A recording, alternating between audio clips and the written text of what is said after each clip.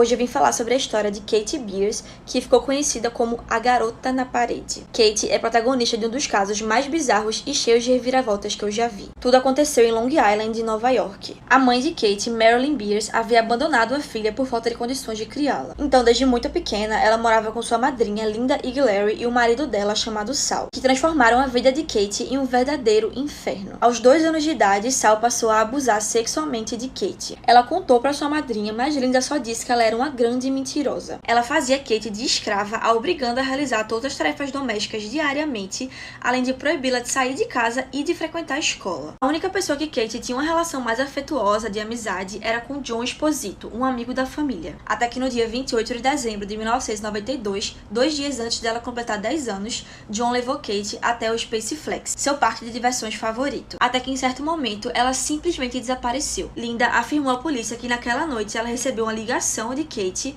onde ela dizia que havia sido sequestrada e que o homem estava com uma faca. Essa suposta ligação causou uma desconfiança na polícia, porque, primeiro, que era muito estranho uma criança de 9 anos ter conseguido escapar do sequestrador e ainda conseguir fazer uma ligação. Além de que era muito suspeito ela conhecer exatamente a palavra sequestro. A fita com a gravação e o aparelho telefônico que ela foi gravada foram entregues ao FBI para que a polícia local de Long Island pudesse focar em encontrar Kate. Logo de cara, os principais suspeitos do sequestro eram a família dela, Sal, Marilyn e Linda, além de John, que foi a última pessoa a vê-la. Mas afinal, onde Kate estava? Kate foi raptada e levada até a casa do sequestrador, onde ele a obrigou a entrar num guarda-roupa que tinha uma porta que levava até um túnel. Ele mandou que ela engatinhasse até chegar em mais uma pequena porta que dava em um quarto, que Kate afirmou que a única palavra que conseguia descrevê-lo era masmorra. E de fato, era um local impossível de se escapar. O cativeiro era um pequeno cômodo à prova de som, com várias correntes em volta e um colchão sujo dentro. Ele ficava no subsolo da casa do sequestrador. O homem então olhou para Kate e disse: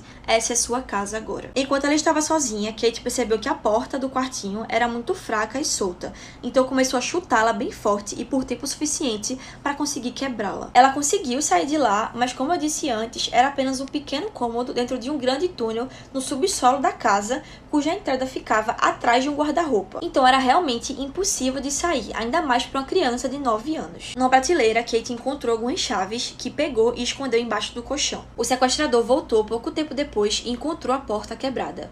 Então, nesse momento, Kate foi abusada sexualmente pela primeira vez por ele. Os abusos eram frequentes e aconteciam diariamente. Além disso, Kate era mantida frequentemente com uma corrente em volta do pescoço, mas ela acabou percebendo que aquelas chaves que ela tinha escondido eram do cadeado daquela corrente. Então, quando o sequestrador saía, ela conseguia se soltar um pouco para se aliviar. Kate era uma criança tão inteligente que ela decorava em qual daquelas voltas da corrente ele havia prendido o cadeado antes. Então, quando escutava ele voltando, ela se acorrentava de novo, exatamente do mesmo jeito que ele havia deixado. Enquanto isso, o FBI descobriu que a suposta ligação que Kate fez para Linda foi efetuada de uma cabine telefônica na frente do Space Flex, o que era muito estranho porque a polícia não encontrou nenhum vestígio que ela de fato esteve no Space Flex. Então veio a revelação que, na verdade, aquela ligação não foi feita por Kate. A voz era sim dela, mas havia sido reproduzida através de um gravador. Ou seja, a pessoa obrigou Kate a gravar aquela chamada e fez a ligação para Linda nessa cabine telefônica para fazer parecer que ela esteve no Space Flex. Sal, Marilyn e Linda foram descartados como suspeitos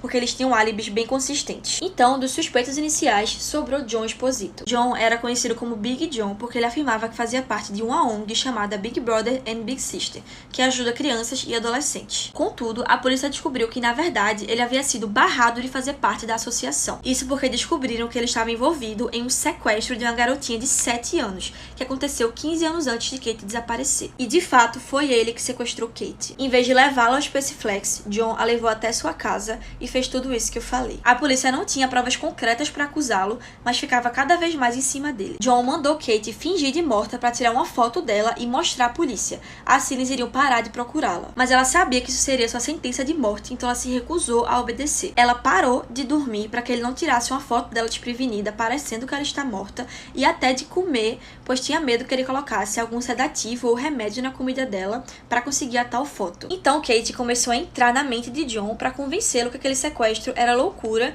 e que a longo prazo ia ficar insustentável. John disse a ela que estava planejando tirar a própria vida ou fugir, mas Kate sabia que isso significaria duas coisas: que ele iria matá-la ou deixá-la no cativeiro para morrer. Então Kate começou a fingir que estava muito doente e que precisava ir ao hospital. Com a polícia cada vez mais em cima dele e agora Kate estando doente, John ficou desesperado e decidiu se entregar. lugar. Ela finalmente foi encontrada 17 dias depois do sequestro, no dia 13 de janeiro. Quando John levou a polícia até o cativeiro, eles perceberam que se ele não tivesse se entregado, Kate jamais seria encontrada. Para chegar até o cativeiro secreto, a pessoa tinha que passar por um processo de mais de 30 etapas, que só quem o construiu poderia saber. John Esposito foi condenado à prisão perpétua com possibilidade de condicional em 15 anos. Ele tentou conseguir a condicional 4 vezes, mas sempre foi negada. Ele morreu em sua cela na prisão de causas naturais em 2013. Sal, o tio de Kate, foi condenado a 12 anos de prisão pelos abusos que ele cometia contra ela. Em 2009, ele também morreu na sua cela. Depois de conseguir sua liberdade, Kate foi adotada. Ela permaneceu anônima até a morte de John,